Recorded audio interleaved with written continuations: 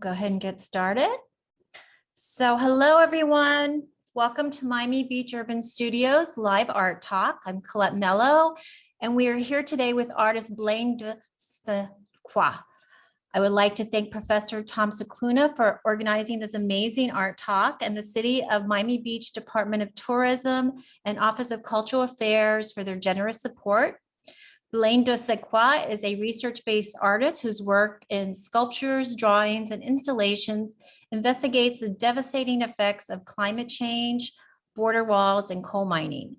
Blane's work has been exhibited nationally and internationally, including down here in Miami at the Bass Museum of Art, the SMAC Mellon Gallery in Brooklyn, New York, the Land Art Biennial in Mongolia, Weatherspoon Art Museum in Greensboro, North Carolina, the Contemporary Art Center in New Orleans, Gasworks Gallery in London, Europos Parkas Sculpture Park in Lithuania, and his exhibition, How to Move a Landscape, closed recently at Mass MoCA in Massachusetts. Blane's work has been written about in numerous publications, including the New York Times, Art in America, Art Forum, Wall Street Journal, Sculpture Magazine, and the Miami Herald, as well as other notable publications. He is a recipient of numerous grants and fellowships, including the Lee Krasner Lifetime of Artistic Achievement Award, the Guggenheim Fellowship Award, the Smithsonian Artist Research Fellowship, the Joan Mitchell Foundation Grant for Painters and Sculptors, and multiple MacDowell Colony Fellowships. Blane earned his M.F.A. in Sculpture from Cranbrook Academy of Art and his B.F.A. in Sculpture from Massachusetts College of Arts in Boston. His work is represented by Fredericks and Freiser in New York, and the Fredericks Gallery here in Miami. Blane, thank you so much for joining us. I look forward to your presentation. I'm going to hand it off to you now. Okay, great. So hi, everyone out there that I can't see. I'm going to start right in and get me off and jump right into my images. I'll wave back to the group there. Okay, what a great group already. Thanks. So I thought I'd start with specifically Mass MoCA, because those are the last really, can everybody see this screen? Just want to verify. Yes, we do. Great, okay. So this is really my start of 6 new projects. I'm going to try to take you through them. The reason I have a drone video real quickly is because it allows you to see the scale that I'm working on to try to invite the viewer into the conversation. I'm going to let this go. It's about 8 minutes long, and I'm going to talk over because there's no sound, and I'll be the narration through this process, okay? So Mass MoCA is an exciting experimental think tank for an artist. It took me about 3.5, 4 years to put this together, even though it did open during COVID, which was an adventure in itself for everybody.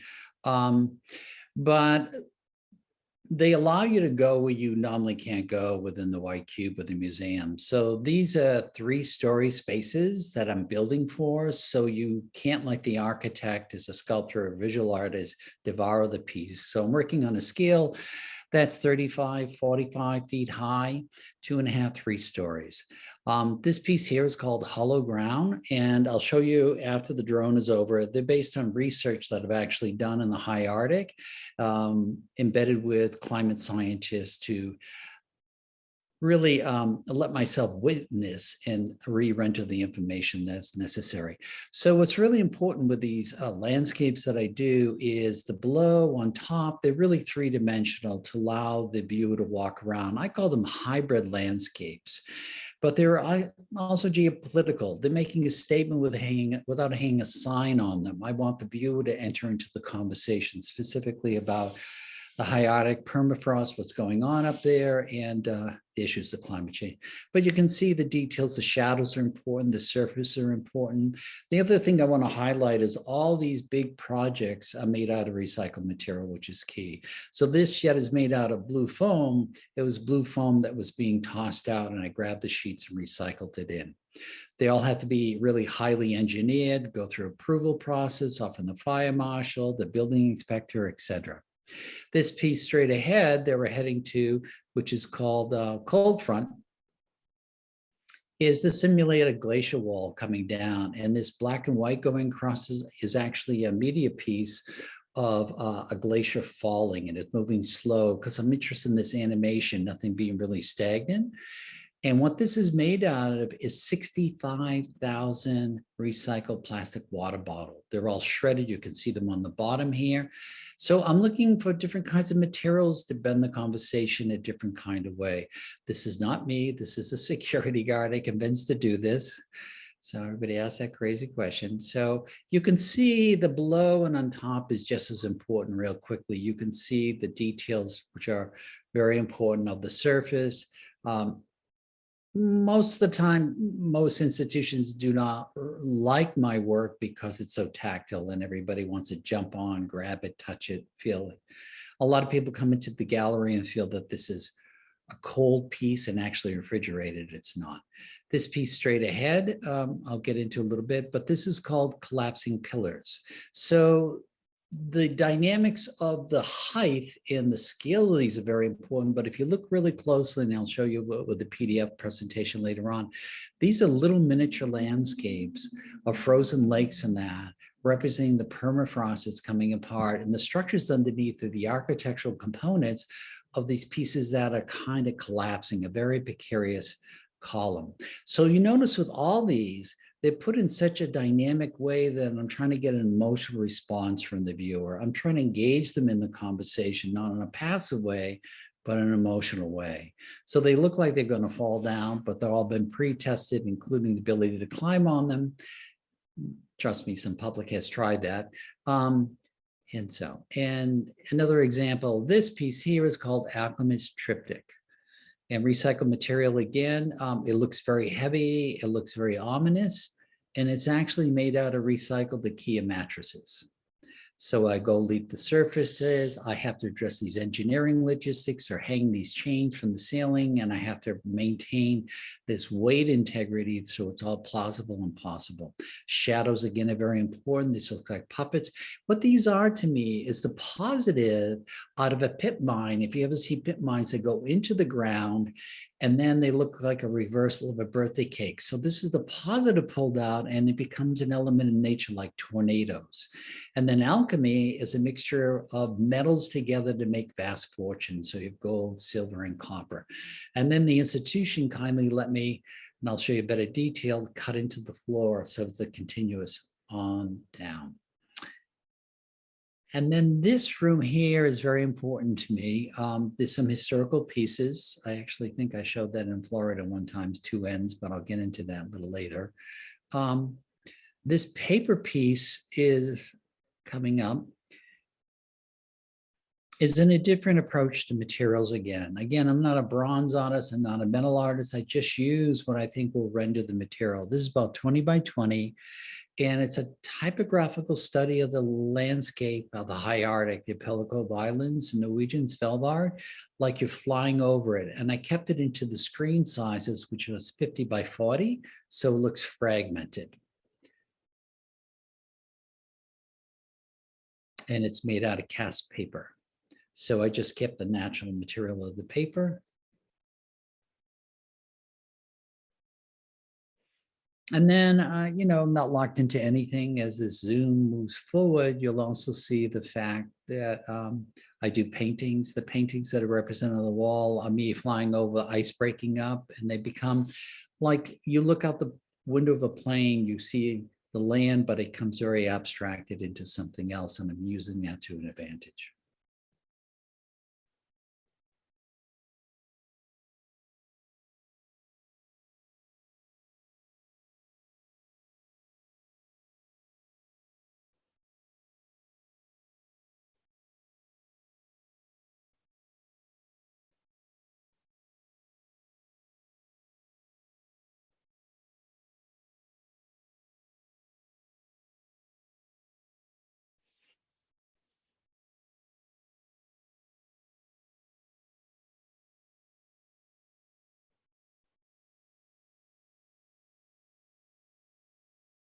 And you can see those are ice breaking up.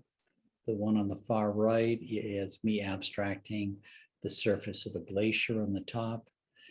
It's very important to me that I've also been to these locations and witnessed these things that most people would never be able to see, and most of them are actually gone by now.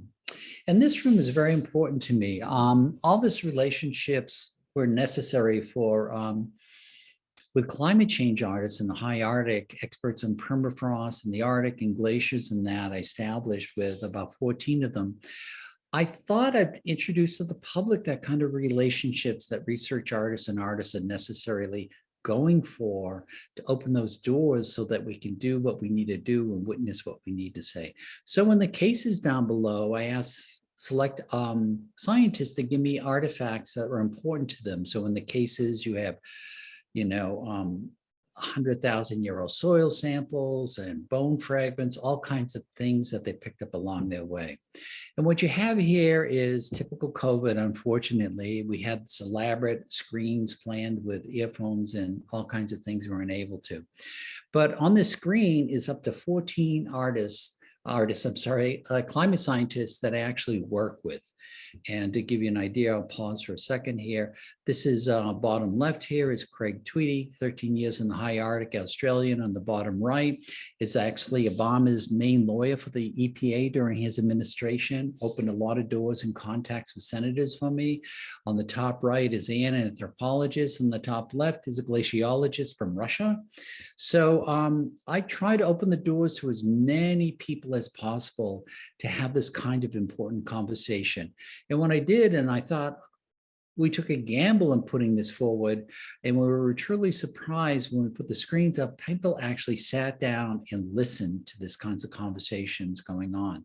I did crop and gear the scientists to more of a philosophical instead of carbon print and CO2 emissions and that, to a much more passionate conversation. Where are they coming from? But a lot of this was kind of visually documented, and people actually were watching these and commented on social media with me.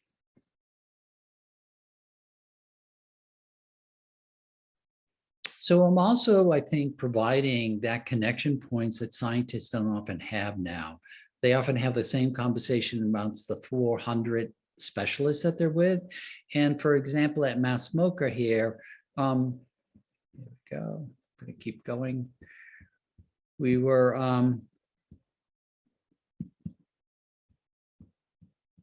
here we go.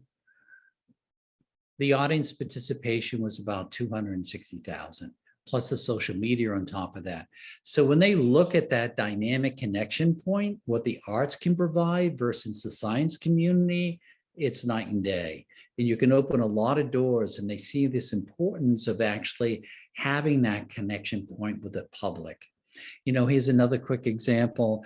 There's a leading scientist, Julie Greta, who's was the chair of the Arctic Research Council. She's chair of the geology department at UMass Amherst, very influential individual. She is one of the people represented on the screen. She called me and she explained to me that an online magazine wanted to pay her to write an article on climate change. I thought that was great. She wrote it. It's about 5 pages long, very technical. I even struggled through it. She published it with him because she was the editor of the publisher on that. They allowed her to see who the connections were. She said she had 140,000 reads on that paper. And she said 70,000 of them were bankers and hedge fund people. And she said she never has those kinds of connection points. So I'm just sharing, artists have a role in this as ambassadors in different kinds of ways. So I also do a lot of collaborations. I brought a team of 7, a film team to the high Arctic about 2-3 summers ago to document what was happening with the melting and record temperatures. And this is a fragment. We wove it into a visual narrative. I'm just going to play 3 minutes of it, and I'll be silent through this process here. And again, I'm working with Tony Gerber, who's a 2-time Academy Emmy Award winning, filmmaker. And the sound, which is quite beautiful, is friend Mick Rossi, who's Phillips Glass's principal player.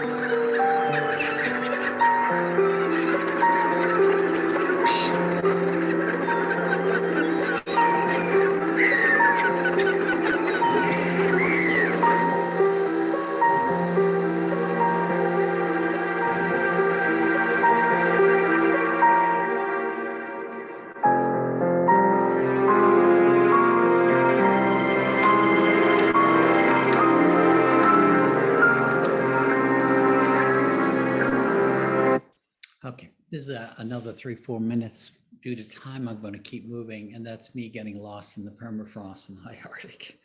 So we're going to jump right into a PDF presentation so I can give you some background behind everything. And here we go. So these are actually my images and documentations of places I've been, and I specifically focused on the high Arctic and what's going on because it's been the concentration about 4 years of my life. And 2 locations I've been to: the Norwegian territories of Svalbard, Pilico Islands in the high Arctic, and then the American territories way up the farthest you can go before you walk into the Arctic Ocean, right on the edge of the world. And so this is me flying over Svalbard. You can see me looking at this kind of landscape and creating that paper piece, which is called Over Ice, and the kind of terrain. So all the time I'm visually and compressing and reorganizing my thought, like a better way of saying it, a landscape in a different way to share it with the public, let them see what I've witnessed. And this is a square masted schooner, still hull. We've spent 2 weeks going north on the fjord, chasing the ice packs. And sometimes I think I'm a National Geographic photographer, but these are glaciers, and that are Pilico Islands. We did about 7, 8 glacier landings. The scale of these are enormous. And these are melting at a rate. 60% of this Pilico Island is glaciers, and they're just being lost forever. So you're witnessing things that, 2 things. One, you realize some people have never set foot ground where you walk, and second, nobody will ever see again. And by the way, I'm claustrophobic. And one of the scientists invited me to this pit underneath the permafrost, which is 40 feet down, this descent of this ladder. And to that, you saw those ice crystals. Those ice crystals are about 100,000 years old. So I'm traveling back in time as I'm climbing underneath and going underneath the permafrost. And I was truly terrified, but the film crew made me do it. And what I do is I travel with these crates. Some of these sculptors out there, Plain Air is owned by Landscape or painters, but I'm trying to take it back a little bit. So these crates collapse and reassemble. And then with paper pulp and the debris on wherever I am, I make these sculptures. And they're just the sketch of the landscape. I do the painting, the detail when I get back to the studio. Then I put it in the crate, and then I mail it back, and that documentation, the postage and everything else and the customs become part of it. And this is me on the permafrost. This is the Arctic Ocean behind me. And this is a survival suit, one of the scientists' boats wandering the, and real quickly, so these are about 3-story sections of land in Alaska falling into the Arctic Ocean. The permafrost is melting, it's fragmenting. Visually to us, it looks pretty spectacular, but it's very depressing and overwhelming. And what's happening in the Arctic is 3 times faster than anywhere else. And just like we witnessed in New Orleans, for example, this is a graveyard being overcome by the melting permafrost and being drowned in the water. Heroic tasks to try to save the indigenous population up, the Inuits up there, because it's 85% of the population, and they own most of the reservation land up there, somewhere around 10,000 acres. So they're putting these super bags up, which will last for about 2 years. You can see along the coastline. You have to open many doors as an artist, and this me talking to, as I shared earlier, Craig Tweedy. He's been up there 13 years. Introduced down below is Ned and Herman, highly respected members, elders of the Inuits up there, who helped me open many doors that I had to go through in contact points. This is me, the artist in the Arctic Ocean during Arctic storm. You can see what's happening to the super bags. This is Deputy Director of the Smithsonian Environmental Research Center, Pat McGonigal, and this is Denise, who's the curator of Mass Smoker, and me, again, bringing people together in the kind of conversation. You can see on the left here, real quickly, just a list of the scientists that I'm working with around the world, trying to get these connection points, including journalists. You know, even one of the people in there is this climate scientist from, excuse me, from Russia when I was over there. And my handler, my interpreter said that I couldn't reach out to Olga here. And I said, why? And because it's a class structure, you're not supposed to. I think he won Nobel Prize in climate change years ago. Putin has knocked him off his ladder. But I wrote him a nice letter and we had lunch, and he said some things politically that I fear for his life sometimes about climate change. So you can cross many doors, and I find them very important, those kinds of connection points, because they change the way I visually think and interpret and render things. And here we go at Mass Smoke, and I'll talk about some of the pieces. Again, this is hollow ground. I was sharing with Colette here a little earlier, some of the dynamics you run into as the fire marshal and the inspector, when I was proposing this piece, said that you can't build this piece because you have to put a fire sprinkler system in. And I said, why? Because it's too large, it acts as a roof. And I had to find a way around it because I couldn't afford a fire sprinkler system, and it aesthetically would destroy it. So the fire marshal said, well, he had 50% more openings, it wouldn't be a roof. So I made more holes and melted the permafrost on the hybrid quicker. So you have to deal with all these kinds of issues all the time. What happens backstage, so to say, in the theater, most people don't really realize. And you can see the kind of details I'm working with. And, you know, they look very layered and painted, but there's really no painting here. I'm using the blue styrofoam to bleed through, and the materials go through, and ripping them apart and shredding them. And the other thing which was interesting to me, that social media has really stepped in, never before in the show, and just, you know, hundreds of thousands of connections all over the place. And they asked me if I wanted. Some artists refused that. I thought it's very positive, these kinds of connection points and communications back and forth. Again, the way I look at it versus some other people. But you can see collapsing pillar. You can see some of the pieces going up in the background. You can see how I really precariously put these up, so they look like they're going to fall on you. And you can see this is second floor balcony access, and the larger piece, like over here on the left-hand side, which is Alchemist Triptych. That's a balcony up there, so you can actually see from the third floor down. You can look down through these kinds of tornado nature-like tubes. And one thing I did want to share with you was Mass Mocha let me cut through their floor, which was amazing. So this visually continues, and people are fascinated by these treats of details you can share with them as a sculptor. So when you get close, it goes on for infinity, because these are stacked going about 6 feet underground, and I like the bottom, so there's a piercing light, so it feels like it's just piercing through the earth and continuing down. All these effects are very important to me. And with this piece, I see them like puppets, you know, the chains trying to control them, they're spiraling out of control. And if you look at the walls real closely, I don't know if this detail shows it better, no. You can see the wash. And when everybody left the museum, me and my assistant came in with giant sponges, and we put silver and gold washes on the back wall and laid out plastic and mopped it all up. So it looks like they spun and their color shared itself, almost like a painting on the back wall. Better detail of this cold front piece, which is made out of those shredded, this detail here a little bit, plastic water bottles. And again, corporate connections are very important. I reached out to a company in California that does this, you know, takes millions of plastic bottles a year from the environment and recycles them through. And they said no, and there's my note. So then I went to a company in North Carolina, and they thought I was crazy. And I had continued with the conversation with one of the CEOs, and they said, I said, look, this is how many people will see the show. This is a positive thing for your company. I'm on board with what you're trying to do and the issues of recycling. And then they said, okay. They gave me 1,400 pounds of the material. They pay for the shipping, the connection, and everything. So you don't stop reaching out as artists.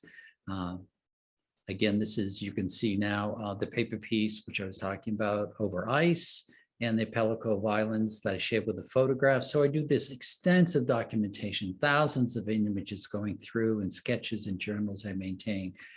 I have the photograph on the side here.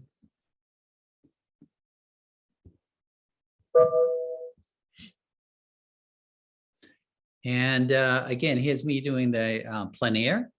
So this was actually sculpting the permafrost dissolving itself into the Arctic Ocean because the temperatures are record temperatures. Nobody ever thought in a lifetime it would ever happen. So then I put them, you can see the crate's a little beat up. And actually, if you lift up the lid of this, underneath is just like 30, 40 stamps where I mailed it out of the post office, the highest post office in the United States. This visual dialogue is important. Then the curator was shocked when I said I wanted to put a train set in. And she said, no fucking way. Oh, not supposed to swear, but anyhow. And then the director said, you want to do what? I said, I want to put this train set in. He said, we're totally putting a train set in. Because his job all the time is connection point with the public. What I found out in some extensive psychological research is conservative people and that don't believe in climate change, believe in history, not contemporary history, but the past history and nostalgia. And nostalgia is a good way to bring people into the conversation. So I use the train as a method to doing this. And on this train, you can see here is various kinds of landscapes that go from very beautiful, and then on the back of the train here, very dark landscapes. Also, the second metaphor is I'm using the Santa Fe, which is Santa Fe and the Union Pacific were the two big railways that came together that opened up the United States landscapes. And then I was reading one of the journals of Smithson, and he was talking about, it was really the railroad that changed the consciousness of our relationship to nature. It allowed us to go deep into these landscapes that were inaccessible before. And this is the time before the plane. And so what also is happening is the train is just actually chasing its own tail on and on. And they burnt up 3 engines during this show. They never shut it off. And some of the 2-dimensional work. I also will share here is some of the connection points are fascinating to me, like I saw this man there with his little kid holding up, and I walked up and they said something, answered the question, said the artist, yes, yes, and answered the question. They went away and I came back to give a tour the next day and he was here with his kid. And I said, what are you doing back here? And he said, my son would not let me leave town without seeing the train again. So any vehicle I can use to bring the public in is very important. And then I was sharing with Colette too, which is very important, was the Sunrise Movement came, which is really powerful youth movement of 18 to about 25-year-old. They're 300,000 strong. They're on political campaigns. They're focused on one thing, climate change. So you don't know sometimes dynamically who's following you. And then I've been asked by United States senators like Senator Markey to give them a tour and using me as a publicity connection on climate change. I'm open to those doors and those connections. I think the role of us as artists has changed, needs to change. Bigger collaborations have to happen. Basically different kinds of realities. And you can see my 2-dimensional work here. Again, it's me looking at the plane at these ice, and I love these collages. This is about 13 feet long. So I take the photograph, do an ink drawing of the photograph, which is about 30 by 20, 24. And then I do digital archival prints. Then I shred it all. And then I try to reassemble it again, which is impossible. And then become this subtle abstraction back and forth. And then I take the plate, which is the original ink drawing, and I shred that and it becomes part of the collage. So this madness unfolds. You can see this is about 8 feet long. This is a fire piece. And you can see also I'm playing very Baroque with the picture plane in the back. You can see the little tiny vertical stubs of the tree trunks and the ones fallen. And all those black lines are actually cut out tree trunks. And then I go back and ink into the surface, give you an idea of the scale. So I work in all kinds of materials, anything to kind of have the dialogue. I love the drawer, your artists out there, and I highly recommend you draw. It's my safety place, my place that I think all the time. And I use ink because I like the level of commitment. You can't go backwards, so to say. And these are actually on the Everglades, which I thought. And then I'm going to pause here, but I'm going to show you something.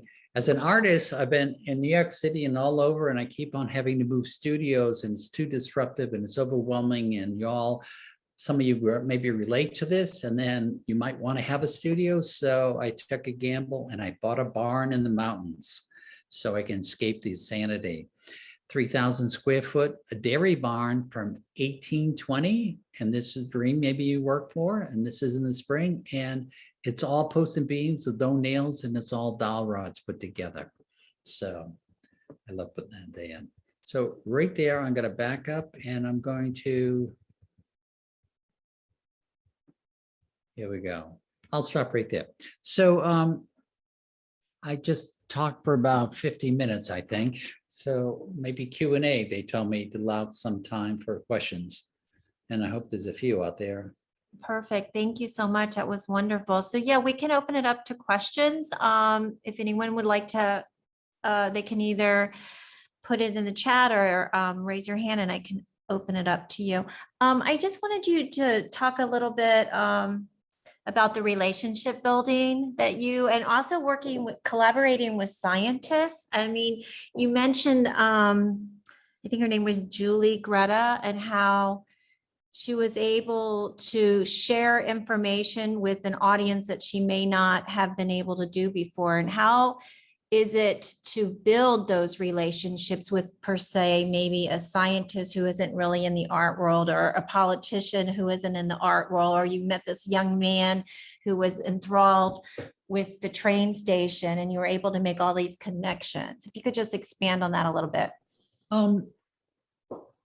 Well, first, I have a philosophy. I'm kind of universal open, but I'm always prepared for the click on the other side of the phone line when someone hangs up, and I don't take it personally. You know, and they just want to know that you respect where they're coming from, the scientist, and that you can participate in a positive way of what you're bringing forward in the conversation. And I bring connection points. I re-render the material, I think, in a different kind of format to make it much more accessible to the public. This is my talking points. And they like that. I mean, even in the catalog that came out from the Mass Mocha show, me and the curator had a conversation. We didn't want to make another art catalog. So we actually allowed a whole group of scientists to write a statement about climate change and the concerns that was put in there. A dear friend, Nuck, an Inuit, the same kind of thing, and a psychologist that specializes in climate change, all kinds of people to shake things up. We brought in authorships. I even brought in some poets. I brought in a poet laureate and a dear friend that's also a well-known poet to write about it. So what I'm also trying to do is mentor up in some ways. I think these people have a greater knowledge base in a different way than I do, which curves my way of thinking, which is exciting and keeps me, you know, visually on edge, if I could say it that way. So I think it's all very, very positive for me. I don't think we're going to survive what's coming unless we collaborate, for example. And this is the first show that I've ever had a United States senator and governors running contact me for tours and connection points.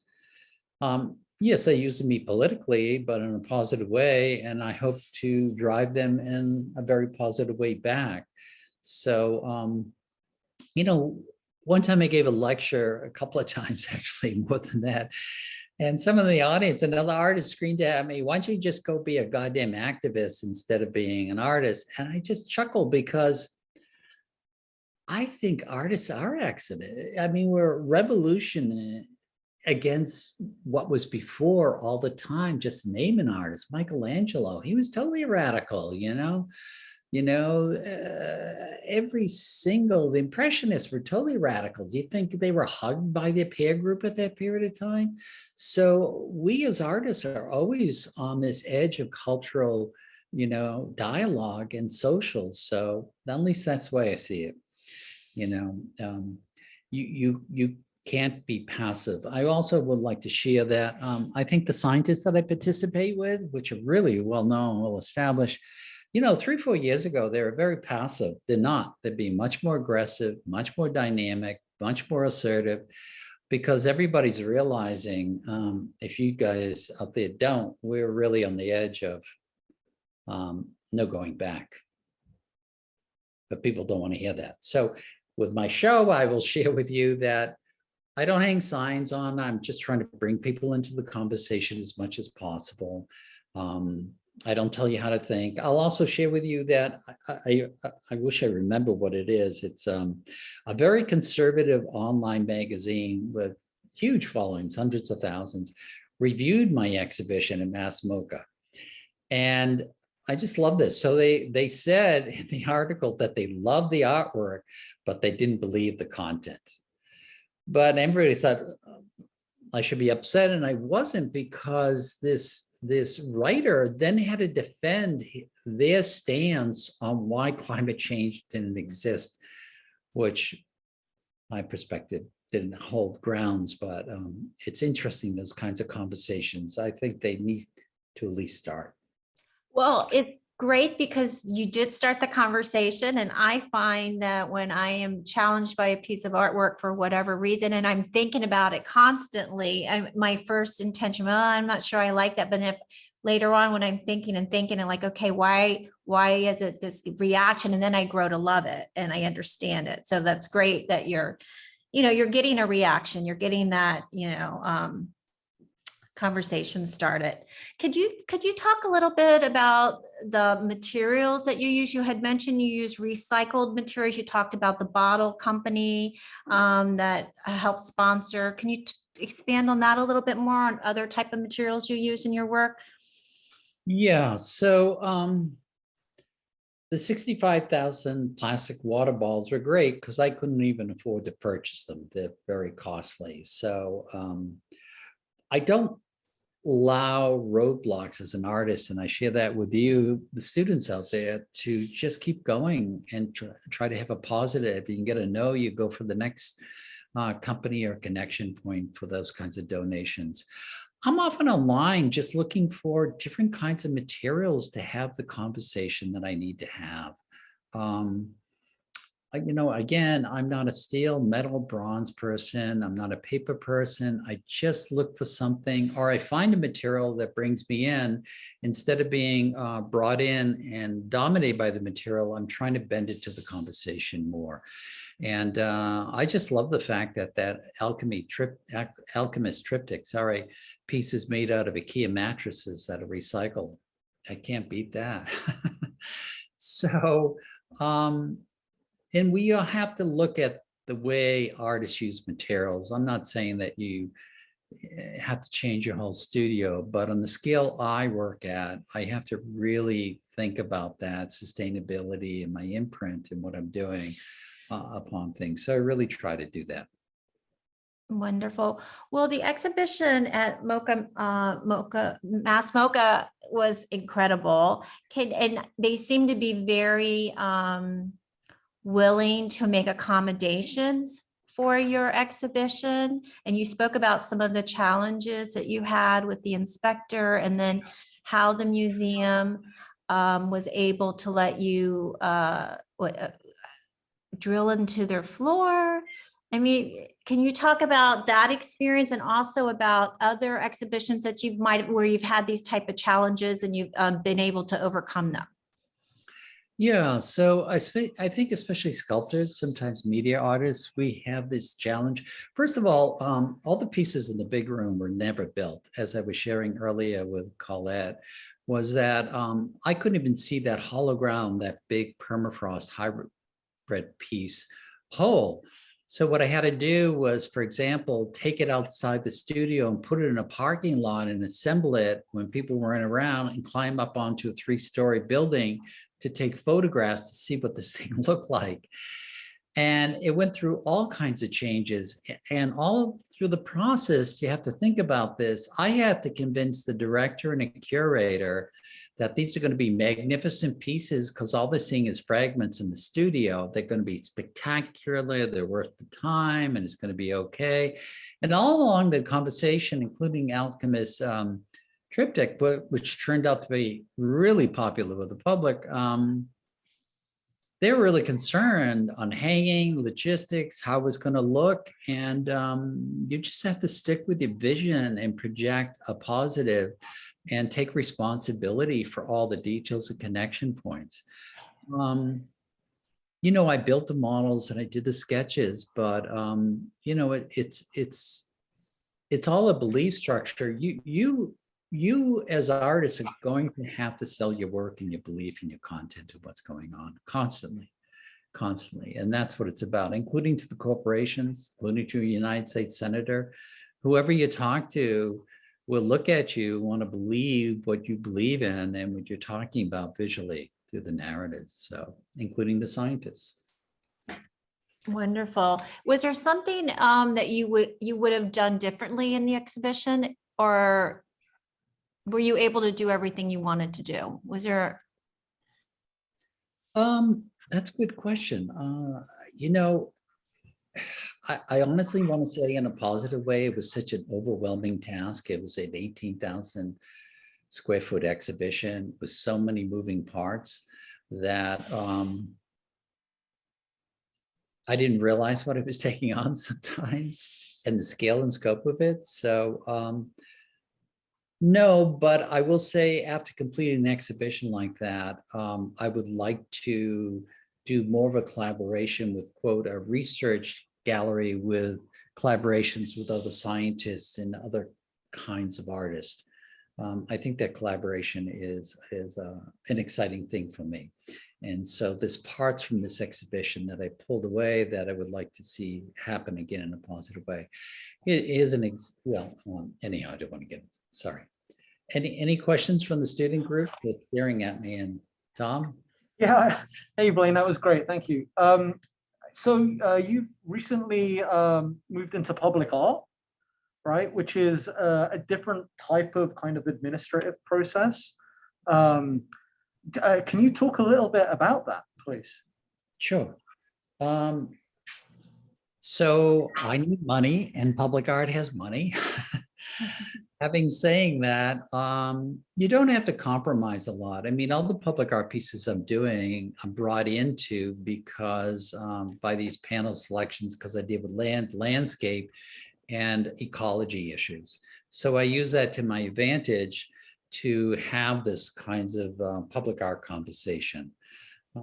I've learned a lot. The budgets are bigger. The materials are much more permanent, which is exciting for me because often I'm in the position of having to do things very temporarily because it's a museum or the cost factor. So there's a difference when you have a $100,000, $300,000, $500,000 budget and you have to have the responsibility of things for that lasting 30 years. There's a lot of compromises and you learn a lot and some trade-offs through the process, but I don't have a lot of negativity like some friends that enter the public art realm. Again, collaborations are everything. I've been invited to do these $1 million projects that I haven't gotten yet on some of them, but they involve me bringing lighting designers, expert landscape architects, audio and sound complex people. And every step of the way, when we have these dialogues, I'm learning and gathering information as an artist. So I keep going back to this word collaboration, and I really highly recommend you do a lot of crossover with your peer group there or people outside.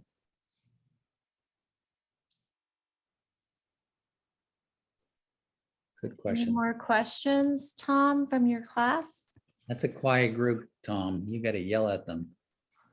I'm going to pick on a student, Monia. So we have a student here who's doing very kind of like large scale installation based work that is actually, conceptually dealing with a lot of issues that that you're working with, and so I'm picking on her for a question. So Monia, people know. You're the one with courage, and I'm going to say you have courage. Yay. Hi. Good to see you, Manya. Hi. So first of all, your work is amazing, and I'm curious if are you using the same material in your project? Yeah, do projects get recycled? So you're recycling material. Do the projects ever get recycled in themselves? That's a good question. I used to destroy projects that I did and recycle them. But I can't do that in my career right now. So actually what I did on the back of the barn was I bought 3 40-foot long watertight containers where that's my permanent art storage. So I'm trying to save those pieces, but some of the materials that I don't use that are extra, I recycle through. For example, I have some of the pellets that are left over from the cold front, and I'm using that on other projects, and I have already. So I do try to recycle. My early days, I used to really dismantle pieces and make them into something else.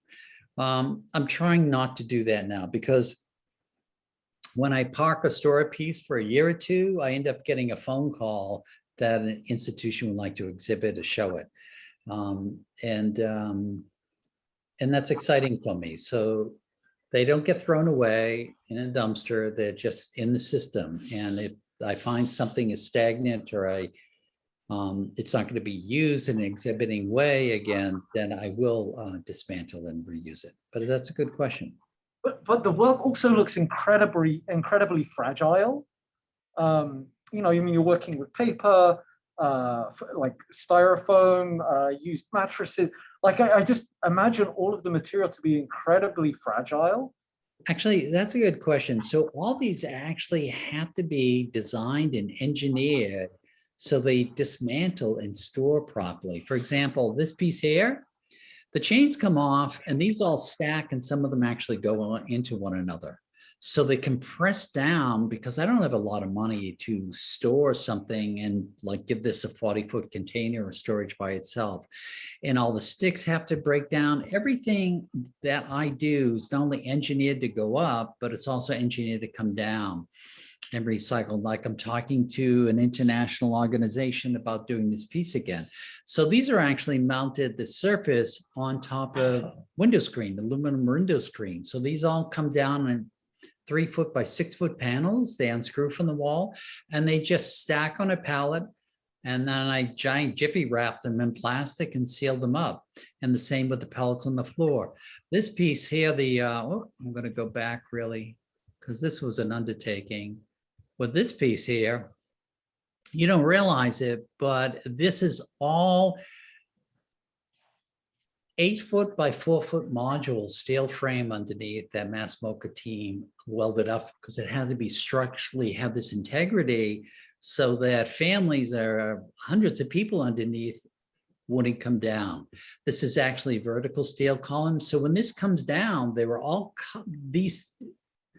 They kind of magic is you don't see the seams, but we went back and we cut all the seams and it breaks up into a whole grid. So all these openings actually fall within the structures themselves.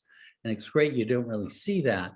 And then they're all stacked vertically. They're 8 feet high, 4 feet wide, and they stack in a row and they just all go into storage. The other thing I did with all these pieces, if you could imagine, real quickly, is they're also made so that I don't have to design them the same way. So back to what that student was asking, thank you, is this can go into a whole different other kind of configuration. It can be half the size, it can be more vertical, it can be more square, including the piece in the back, this alchemist triptych. All these can take different shapes and forms, including the cold wall piece, and they're intentionally designed like that. So I can address another white cube inside,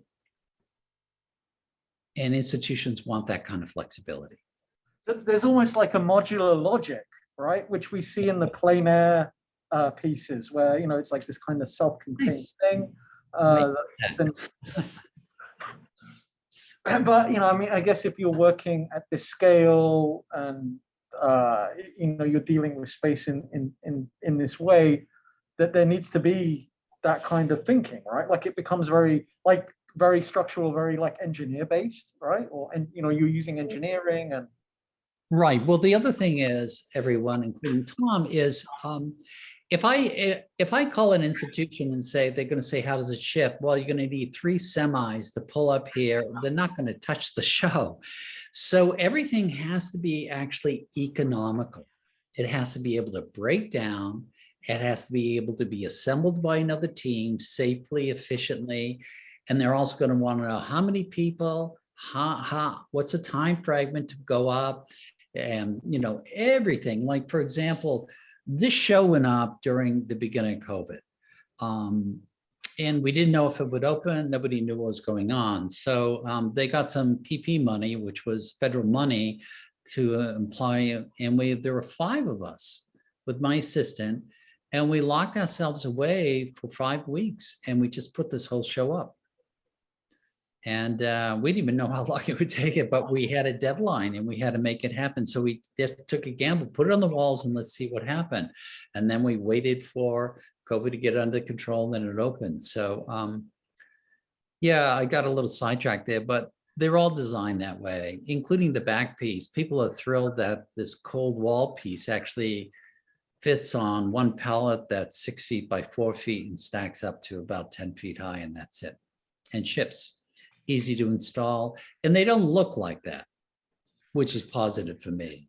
They look much more weightier, much more ominous, including my favorite piece, which is not my favorite, but the